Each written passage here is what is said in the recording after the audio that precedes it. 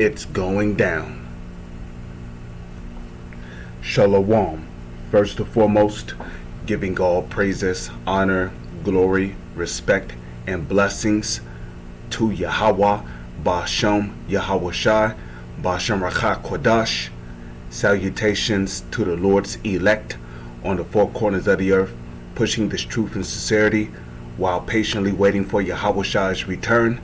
And as always, I would like to give double honors to our apostles and elders of Great Millstone, which have taught us everything we know through the spirit and power of Yahweh, Ba'ashem, Yahweh Shai. And welcome to another series of It's Going Down, being brought to you by the spirit and power of Yahweh, Ba'ashem, Yahweh Shai. West African country ditches dollar and oil trade. Ghana will buy crude with gold instead of U.S. currency. So this is basically Ghana, Africa, that is basically doing away with the U.S. dollar, and they are resorting to using gold in order to buy crude oil instead of using USDs. Because at this point, it's safe to say that no country really wants to have anything to do with the United States dollar. So Ghana's Vice President Mahamudu Bawumia revealed this week that the government wants to pay for oil imports with gold instead of US dollars. He explained the plan was an attempt to protect the country's dwindling foreign currency reserves.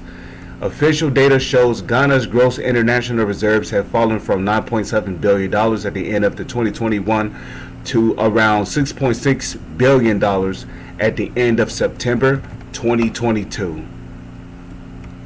The reserves could reportedly cover just 3 months of the country's goods and services imports, half a month short of the government's target for 2022.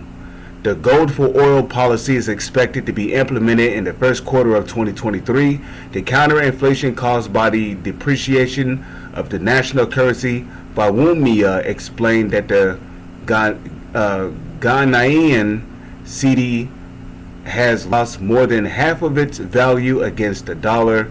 So this year, due to strong demand for the greenback from oil importers, an oil-producing country, Ghana still has to import products such as gas and diesel because its only oil refinery has been offline since an explosion in 2017.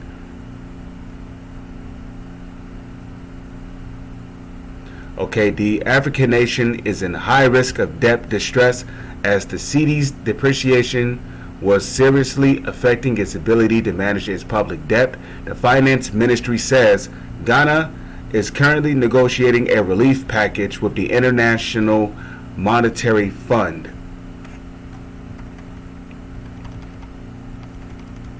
As you see up there.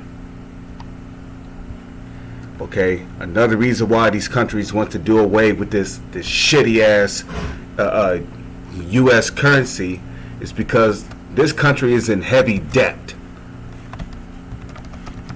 Habakkuk chapter 2 verse 6 says this: Shall not all these take up a parable against him? Against who? Against the United States of America. And that's what Ghana's doing. They're taking up a parable like, look, if we don't stop depending on the U.S. Currency to buy oil, then our currency is going to continue to devalue. So they're trying to get away from U.S. So-called greenbacks, because in all actuality, these U.S. dollars are not greenbacks. Because I remember I was watching a video that was done by Eustace Mullins. He said greenbacks was basically non-interest bearing currencies. So a US dollar that is not a greenback means that it is backed by interest. That's why whenever a government gives you a loan, you have to pay them back with interest, because they're giving you non-greenbacks. And that's what these countries are suffering from, the interest which the U.S. is basically charging them with.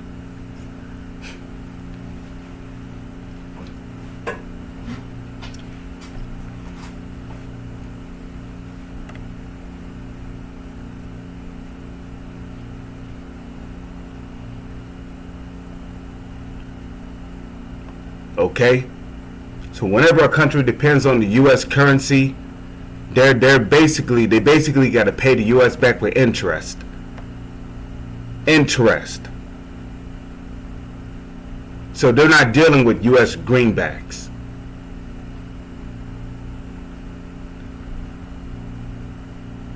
And furthermore, US greenbacks was backed by either gold or silver, in which they're not backed by gold or silver anymore.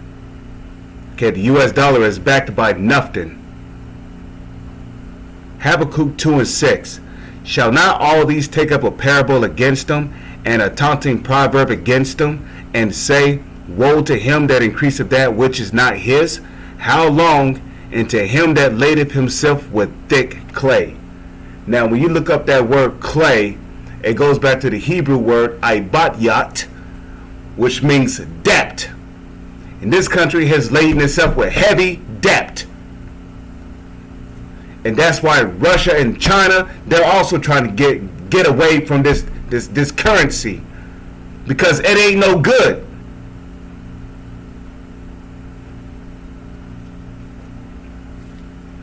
But with that, I'm going to say shalom. It's on to the next one.